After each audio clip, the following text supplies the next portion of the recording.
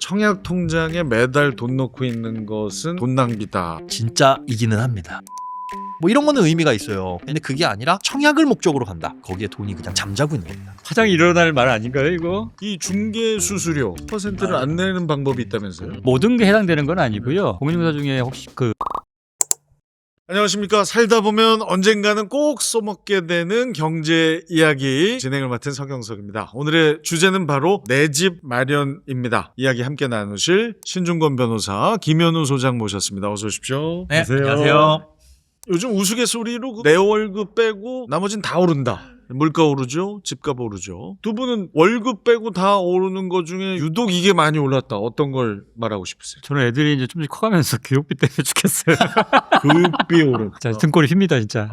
우리 저 소장님은요? 물가도 많이 올랐고 그다음에 이제 사람들의 관심이 많이 커진 것 중에 하나가 이제 투자에 대한 관심, 주식, 코인, 뭐 부동산, 20대에서부터 은퇴하시는 분들까지 관심도 크게 늘지 않았나. 그렇군요. 네. 아 근데 진짜 집값이 많이 올랐죠. 많이 오르긴 했습니다. 최근 기사를 보면은 서울 아파트 평균값이 10억, 15억을 넘었다고 합니다. 이런 거 보면 참 대체 언제 돈 모아서 집 사나 이런 생각 많이들 드실 텐데 이런 시대에도 1억을 모으면 달라지는 게 과연 있을까요? 많이 달라지죠. 1억에 대한 가치가 10년 전, 20년 전, 30년 전에 비해서는 많이 떨어졌지만 그래도 굉장히 상징적인 금액이죠. 그래서 이제 돈을 모을 때 종잣돈 1000부터 시작해라. 1000, 3000, 5000, 그 다음에는 8000이 아니라 바로 이제 1억으로 뛰잖아요. 100만 원을 100% 수익 내봐야 200만 원이거든요. 근데 1억이라는 돈이 쌓이면 1%의 이자만 받아도 100만 원. 아주 안정적으로 다양한 자산의 투자와 저축을 병행을 할 수 있기 때문에 그렇게 돈을 모아라라고 많은 사람들이 그렇게 권하는 거고 1억을 갖고 있다라는 것도 중요한 거지만 모으는 과정에서 돈을 어떻게 관리하는 그 습관들도 잘 쌓이거든요. 그러니까 1억을 모으는 것 자체는 대단히 중요하고 의미가 있는 일이다라고 생각을 합니다. 관리하는 습관도 중요하지만 그것을 모으는 과정에서의 그 사람의 노력과 성실 이거 하나만으로도 인정받겠는데요. 자, 1억이 이제 자산을 불리는 핵심이란 건 알겠는데 예를 들어서 250, 300 받아서 생활하시는 분들에게 과연 1억 모으는 게 이게 가능한 건지는 아직도 의문이거든요. 저는 오히려 200 받는 사회초년생이 1억 모으긴 더 쉽다. 응? 화장이 일어날 말 아닌가요 이거? 작고 소중한 200만 원 월급을 받는 사회초년생들은 오해를 해요. 아, 그래도 대리님, 과장님, 차장님, 부장님 정도 되면 월급도 높아지니까 저 때 되면 진짜 돈을 많이 모을 수 있지 않을까라고 오해를 하는데 변호사님 말씀해 주셨잖아요. 애가 커가면서 학원비 들어가는 게 어마무시합니다. 내 옷 안 살 거야? 애 옷은 사야죠. 애가 어느 정도 컸어요. 아, 우리 뭐 좀 줄여봐야지. 근데 애가 수학학원 하나 보내달래. 의지대로 되는 게 하나도 없습니다. 눈물이 나죠.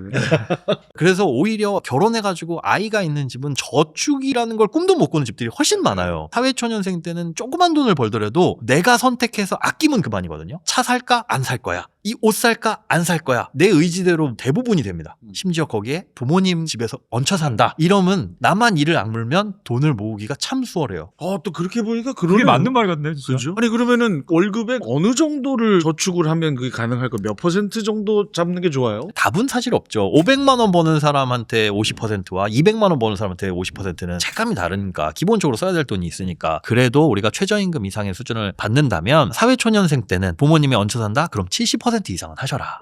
그러면 200 벌어가지고 60만 원 가지고 한 달을 살라고요? 하는데 대학교 때는 알바해가지고 30만 원 40만 원 벌면서 살았잖아요. 그게 200만 원 번다고 해가지고 야 이제부터는 조금 쓰고 살자라는 생각을 가지시면 안 된다. 돈 모으는 그 습관, 가치관을 형성하느냐에 따라서 미래, 우리 노후라고 생각하면 되게 먼 미래지만 그냥 내일 모레가 노후입니다. 계속 우린 나이 들고 있는 거니까. 사회 초년생일 때 가능합니다. 거죠. 그때야 가능하고 소득이 늘어나면 저축이 더 많이 되겠지. 꿈도 꾸지 않는 게 좋습니다. 상당히 좋은 말씀 해주셨고요. 자, 그렇다면 요즘 서울에서 원룸 월세를 산다. 그러면 이제 관리비까지 포함하면 보통 7, 80, 100 깨지는 거 우습지 않거든요. 현실적으로 이제 저축을 하려면 월급을 250만 원 정도 받는 분의 경우에 소득의 몇 %까지를 주거비로 잡아야 되는 겁니다. 앞서 제가 소득의 70% 정도는 저축을 하는 게 좋습니다. 그러면 부모님이 얹혀 살 때는 이게 그래도 어느 정도 가능합니다. 나와 살게 되면 되게 빠듯해져요. 그래도 50%에서 60% 저축을 하려고 보면 줄일 수 있는 게 주거비밖에는 사실 사실 없습니다. 그래서 주거비는 한 15%는 최소한 넘지 않도록. 그렇게 따지면 200만 원 벌어가지고 30만 원으로 들어가야 되냐? 그런 집이 있나요? 있기는 있지만 컨디션이 굉장히 안 좋죠. 근데 나는 그런 환경도 버틸 수 있어. 각오가 있어야 돈을 모을 수 있는 거고, 그게 싫다면 주거비를 줄일 수 있는 노력을 별도로 해야 됩니다. 월세가 아깝다면 전세로, 청년 버팀목 전세자금 대출 이런 것들은 2% 초반이거든요. 그럼 1억 정도를 빌려도 1년에 한 200만 원 남짓, 한 달에 20만 원 정도 수준이에요. 그러면 1억을 다 빌려가지고 이걸 전세보증금 낼 수 있냐? 보통 한 80%까지만 대출해줍니다. 그러면 목표가 생기는 거죠. 아, 내가 1억 8천짜리 전세를 들어가려면 최소한 내 돈으로 3천에서 뭐 4천 요 정도는 마련을 해야 되겠구나. 그러면 이제 저축할 이유가 생기는 거고, 월세 5, 60만 원 나가던 게 전세로 바꾸면서 이자 수준으로 확 줄어들게 되고, 이런 식으로 단계를 밟아갈 수가 있는 겁니다. 무조건 뭐 열악한 걸 견뎌라가 아니라 전세를 목표로 하되 대신 시드를 마련하려는 노력을 해야 된다. 좋네요. 내 집 마련을 꿈으로 가고 계신 분들은 누구나 청약 통장을 이제 필수로 보유합니다. 청약 당첨이 내 인생 최대 꿈이라는 분들도 꽤 계시고요. 그런데 우리 저 김현우 소장께서는 익히 청약 통장에 매달 돈 넣고 있는 것은 돈 낭비다라는 얘기를 했었어요. 다시 한번 여쭤봅니다. 이거 진짜예요? 네, 주택도시기금에서 별로 안 좋아할 얘기긴 하지만 진짜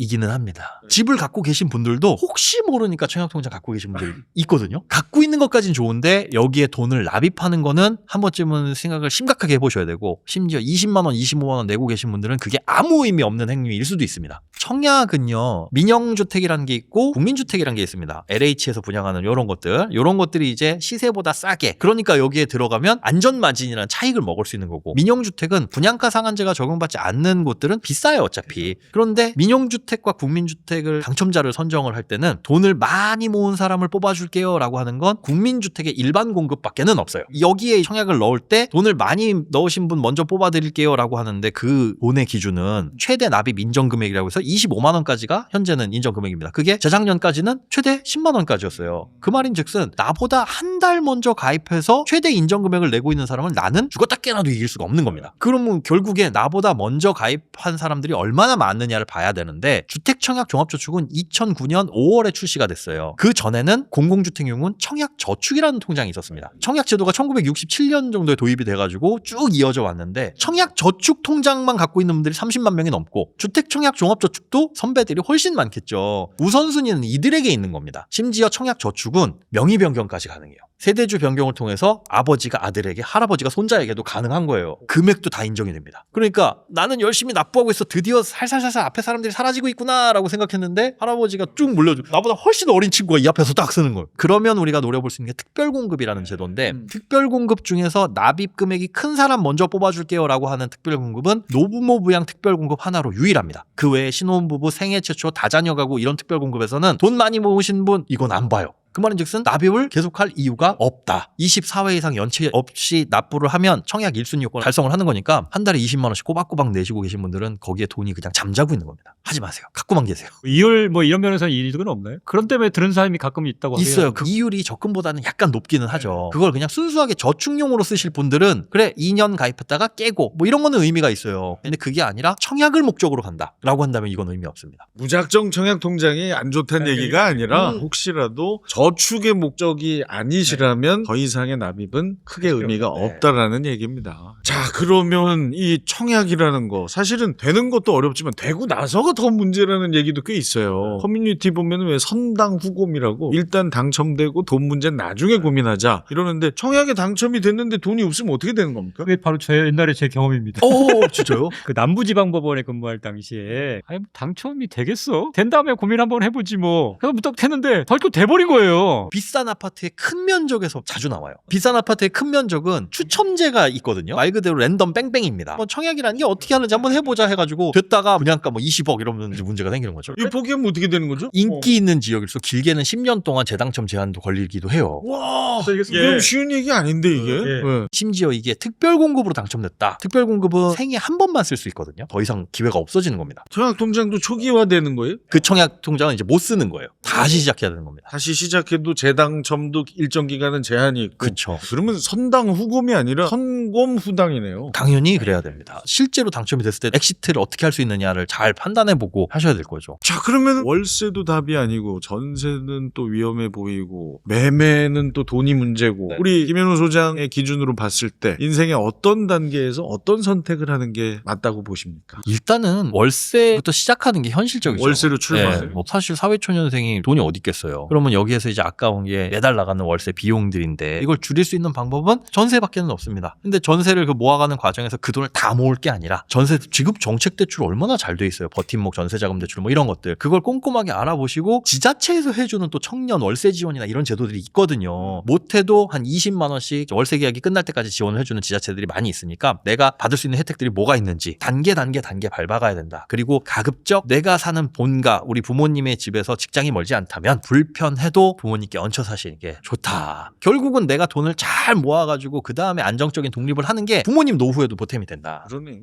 얹혀 산다고 생각하지 마시고 함께 산다, 모신다 이러면 대부분 부모님들이 그렇게 생각을 안 하시더라고요. 재밌는 게 상속 관련해서 이제 승을 하다 보면요. 자기가 얹어 살았는데 부양했다고 생각하는 사람들이 있어요. 20대 초반 초중반인데 자기가 월급 받아서 부모님을 모셨다. 근데 사실 다 따져보면 생활비도 다 어머 주시고 막 이런 건데 이렇게 억지로 이렇게 주장하는 경우들이 생기더라고요. 그런 법적인 문제가 있다면 네. 얹혀 사는 얹어 사는 게 맞- 맞습니다. 얹혀 사실상은요. 사는 게 맞네. 자, 이제 이런 과정들을 거쳐서 결혼을 기점으로 본격적인 내 집 마련을 고민합니다. 매매는 뭐 상당히 부담스럽고 낡은 집은 또 싫어요.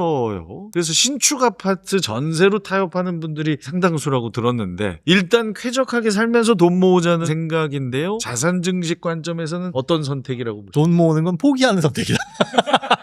신축 아파트 전세에 들어가면요. 요즘 신축 아파트는 진짜 와 최첨단 시설들이 막 있더라고요. 그럼 그 최첨단 시설을 갖춘 이 공간에 놓고 싶은 물건은 싼 걸 놓고 싶지는 않습니다. 벽지도 새 거고 모든 게 다 새 건데 여기에 우중충한 커튼과 우중충한 소파와 이런 거 놓고 싶지는 않거든요. 언젠간 우리도 내 집을 마련할 테니까 오래오래 쓸 수 있는 거 좋은 걸 사자라고 나름의 합리적인 선택을 하면서 거기에 돈을 질릅니다. 그러면 그때부터는 그 집의 소비의 최소한의 기준은 거기에부터 시작을 하는 거예요. 그거보다 더 싼 가구나 가전제품은 구매를 안 하게 됩니다. 눈높이가 그만큼 올라갔으니까요. 눈높이를 높이지 마라. 네, 높이를 처음부터 높이지 말아라. 남의 집인데 신축 아파트 전세를 산다? 거기서 이제 다른 곳으로 이사 갈 때 구축 아파트, 오래된 곳, 빌라 이런 것들이 눈에 들어오겠냐고요. 자산 증식 입장에서는 안 좋은 영향만 미치니까 저는 반대입니다.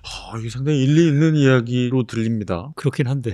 다른 의견 아니 뭐 있으면 당연히 얘기하세요. 그건 뭐 네. 경제적인 관점에서 보면 당연히 그런데 그 미래를 위해서 현실적인 부분을 아예 다 포기해라. 이것도 좀 현실적으로 좀 불가능하지 않을까라는 생각이 들어서 아무래도 신혼인데 그때만 누릴 수 있는 어떤 것도 있으니까 그 부분은 또 그러네요. 신혼에게 딱 주어지는 짧은 기간의 임대 아파트 이런 거 없나? 3개월 정도 최고 신축에서 한번 누리고 돈 모으면 이런 집에서 살고 싶다라는 동기부여를 좀 해주고. 동기부여를 해줄 수 있는 그런 것도 괜찮아요. 집들이도 거기서 하고. 자, 아무튼 어떻게든 첫 집을 마련하기 위해서 많은 분들이 애를 쓰다 보면 대출을 알아보게 마련이고요. 근데 이제 이름이 많이 헷갈려요. 디딤돌, 보금자리론 잘못 골랐다가는 막 금리 1~2% 차이로 몇 천만 원을 더 낼 수도 있다는 얘기 들었습니다. 신혼부부들이 가장 먼저 고려해야 할 대출은 뭡니까? 집을 산다 그러면 디딤돌 대출, 그 다음에 보금자리론, 뭐 정책대출 이렇게 넘어가거든요. 디딤돌 대출 자체가 금리 조건이나 이런 것들이 상당히 좋아요. 대신에 주택에 제한이 있습니다. 보금자리론보다 일정 수준 이하의 금액에 대해서만 해주고 소득도 뭐 이렇게 따로 별도로 보고요. 그러니까 현실적으로 서울에 집을 살 때 디딤돌 대출을 받기는 사실은 쉽지가 않아요. 일단 순서대로 알아봐야 되는데 만약에 분양 아파트를 한다면 고민할 게 없는 게 거기에는 집단 대출을 주면서 상담도 해주잖아요. 근데 구축인 뭐 빌라나 이미 지어진 뭐 아파트 이런 것들을 마련한다라고 한다면 인터넷 치면 다 나오니까 내가 자격이 되는지 해보고 긴가민가 하다 그러면 이제 은행에 문의를 하면 바로 나옵니다. 그런 정책 대출이 안 되면 그때 일반 대출을 알아보는 거죠. 순서대로 그때그때 맞게. 네.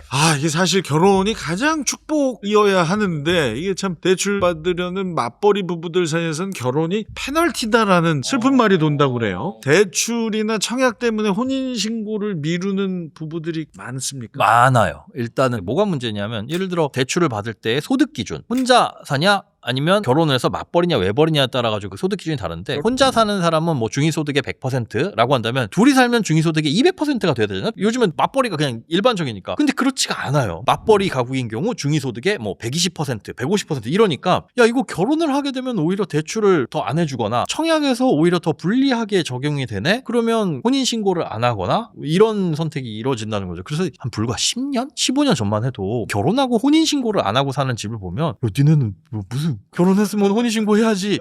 오해들 했죠. 근데 요즘엔 결혼을 하고 혼인신고를 했다 그러면 뭘 벌써 해?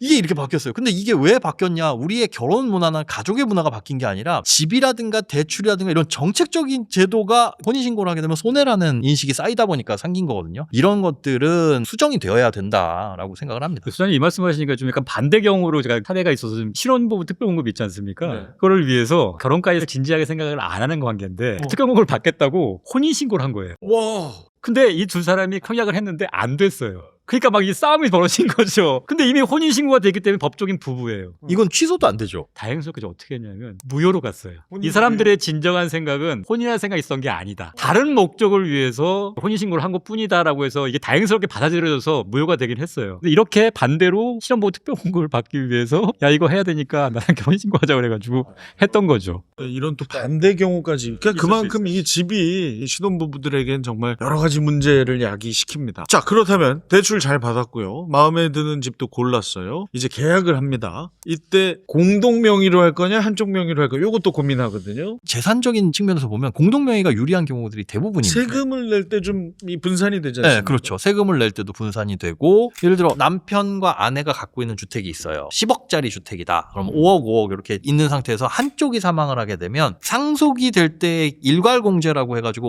5억까지는 안 내도 되고 배우자가 있다면 추가적으로 또 5억까지 해서 총 10억 원까지는 세금을 안 내도 되거든요. 그럼 여기 뭐 10억짜리 집은 문제가 없지만 얘가 만약에 20억으로 올랐어요? 그러면 각자 10억, 10억 갖고 있는 상태잖아요. 한 명이 사망을 하더라도 배우자가 살아있는 때까지는 10억까지는 세금이 없으니까 이때는 누구한테 상속이 되는 간에 세금이 없습니다. 근데 이거를 뭐 아내 쪽으로 해놨다. 남편 쪽으로 해놨다. 그렇게 되면은 누군가 한 명은 취득을 하게 되면서 취득세 부담도 생기게 되고 상속세 부담도 생기게 되고 이런 것들 때문에 일반적인 상황에서는 대부분 공동명의가 유리하다. 근데 그게 뭐 사이가 좋고 아무런 문제가 없이 지나가면 상관이 없는데 남편이 자기가 뭐 어떤 사업을 하거나 아니면 개인적으로 필요해서 돈을 빌리면서 자기 지분에 대해서 근저당권을 설정해 버린단 말이에요. 근데 안 갚아. 잘못하면 그게 경매로 넘어갈 수도 있어요. 그러면 남하고 공동소유가 되는 경우가 생길 수 있어요. 물론 그런 경우는 경매가 잘 들어오진 않긴 하겠지만 부부 사이는 좋은 전제하에 공동명의를 하셔야 된다. 사이가 좋으면 되는데 네. 이혼할 때 네. 아니 공동명의니까 나 2분의 1 내 거 아니야? 이렇게 생각할 수 있잖아요. 근데 아니. 그렇지 않아요. 왜요? 이 재산을 취득하는데 기여도가 얼마냐에 따라서 그러니까 예를 들면 50대 50으로 매수대금을 대서 했다 하더라도 생활비나 이런 것들에 누가 더 많이 되거나 이랬을 수 있잖아요. 그럼 나중에 분할할 때 똑같이 분할하는 게 아니라 달라질 수 있다는 거. 공동명의를 해놨어도 네. 똑같이 2분의 1이 아니에요. 권리적인 의미에서는 그렇죠. 그런 과세 면에서는 좀 이득이 될 수 있긴 한데 공동명의 관련해서는 여러 가지 경우가 있을 수 있다는 거 꼭 염두에 두셨으면 좋겠습니다. 자, 그리고 이제 마음에 드는 집을 찾았어요. 계약을 합니다. 이때 또 간과할 수 없는 것이 중개 수수료입니다. 보통 이제 계약서에 나와 있는 대로 사인을 하게 되는데 이 중개 수수료 이것도 깎을 수 있는 겁니까? 당연합니다, 사실은. 아, 당연해요. 왜냐하면 지금 법에 정해진 건 최상유율이에요. 뭐 예를 들면 0.9% 이하로 해라. 근데 뭐라고 돼 있냐면 0.9% 계산해서 얼마라고 딱 못 박아 놓으세요. 이게 원래 그런가 보다 하고 생각했었어요, 저도. 제가 얼마 전에 거래를 해보면서 아이 좀 깎아주세요. 그랬더니만 깎아주셔가지고 말을 잘 하느냐에 따라서는 조금 이렇게 협상이 올 수 있으니까 그거 좀 깎아보시는 것도. 그러니까요. 그러니까 여러분이 꼭 아셔야 되는 게 상한이 정해져 있는 네. 거지 그대로만 받겠다는 건 아닙니다. 그래서 협상이 가능하다. 현실적으로 봤을 때 네. 계약서를 쓰는 단계에서는 저는 협상은 불가능하다고 봐요. 맞아요. 왜냐하면 이미 출력이 되어 왔기 때문에 도장 다 찍은 상태에서 다시 뽑고 이거 되게 민망하거든요. 이게 좀 바뀌었으면 좋겠던 게 중개사님들 입장에서 그런 옵션을 좀 줬으면 좋겠어요. 기본 요금 얼마에 중개보수는 플러스 몇 집 보여드리는 걸 이렇게 하는 옵션이 있고 아니면 과거 했던 대로 0.9% 내서 받겠습니다. 뭘 선택하실래요? 라고 중개사님이 선택지를 주면 호구당하는 것 같지는 않아라는 생각이 들 것 같아요. 네. 그러니까 설명이 좀 필요하긴 해요. 나는 선택권이 있는 거하고 없는 거는 좀 차이가 있잖아요. 저는 소비자의 입장과 중개사분들의 입장은 양쪽 다 이해가 가거든요. 사실 중개사분들 입장에서 시작하자마자 중개 수수료 얼마인데요. 그렇죠. 기분 나쁘죠. 얘기하기 좀 그렇잖아요. 먼저 그 친절함, 어떤 성실함, 자세함을 네. 보여드린 다음에 이제 협상하고 맞아요. 싶어하고 또 소비자는 뭐 얼마예요? 이렇게 묻고 시작하기도 그렇고 그렇죠. 이걸 어느 때 해야 되나. 그래서 제 생각엔 한 집을 보고 나서요. 그때 이제 얘기를 서로 하면 어떨까 싶어요.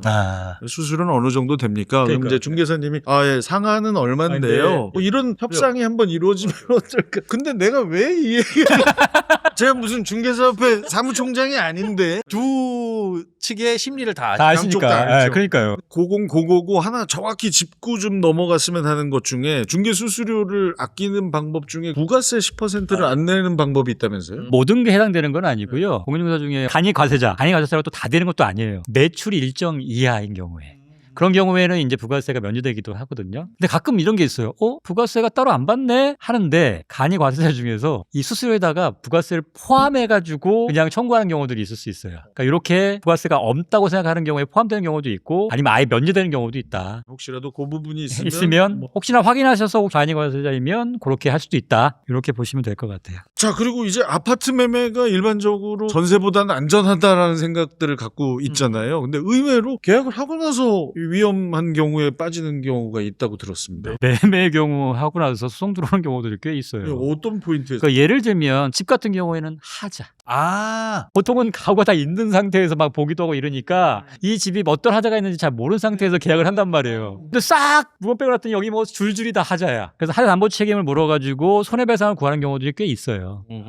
그래서 그런 것들은 근데 다만 빨리 발견하셔가지고 빨리 해야지. 어쩌면 기간이 있거든요. 보통 직접 하면 또 싸움 날 수 있으니까 공인중개사분 통해가지고 매매대금을 좀 깎는다든가. 계약서에 뭐 이렇게 조항을 넣어 놓을 필요가 있을까요? 물론 쓰면 더 좋긴 하긴 한데 이건 당연히 법적으로 책임을 져야 되는 부분이기 때문에 그렇다면 이제 매매 후 빠른 시간 내에 그런 것들을 점검해 보실 필요가 예, 그렇죠. 자, 이제 지금까지 인생 첫집 이야기 위주로 나눠봤습니다. 이번에는 집을 이미 가지고 계신 분들 좀 살펴볼게요. 은퇴 앞두신 분들 중에 이제 집을 팔아서 빚 갚고 남은 목돈으로 재개발 지역에 투자하자 이런 생각 가지신 분들이 있거든요. 구분을 해봐야 될 것 같은데 집을 팔아서 빚 갚는 것까지는 선택에 따라서 부채를 없앰으로써 고정비용을 줄이자 여기까지는 좋은 선택일 수 있어요. 그런데 그렇게 해놓고 남은 돈으로 무엇을 할 것이냐 재개발 지역에 투자하자라는 생각을 가진다면 최소한 그 부동산 투자나 이런 것에 대한 지식이 어느 정도는 있어야지 가능한 거고 재개발이라는 게 재개발 소식이 있다라는 거에 들어가면 그냥 여기는 내 다음 세대까지 투자를 하겠다라는 각오로 들어가는 거니까 노후라는 그 불확실한 상황에서 언제 수익이 날지도 모르는 재개발 투자는 나를 어떤 위험 요인에 올려놓는 거니까 잘 모르겠다. 나는 그런 거 잘 모르고 그냥 안정적으로 집이라는 자산을 활용해가지고 노후를 좀 꾸려나가고 싶다라고 하면 주택연금이라든가 이미 있는 이런 제도들 있잖아요. 주택연금도 억당 60세에 신청하게 되면 시세 1억당 20만 원을 평생 지급을 해줘요. 5억짜리 집이면 100만 원이 죽을 때까지 나오는 겁니다. 주택연금이라는 건 집을 팔지 않는 경우잖아요. 예, 팔지 않는 그렇죠? 겁니다.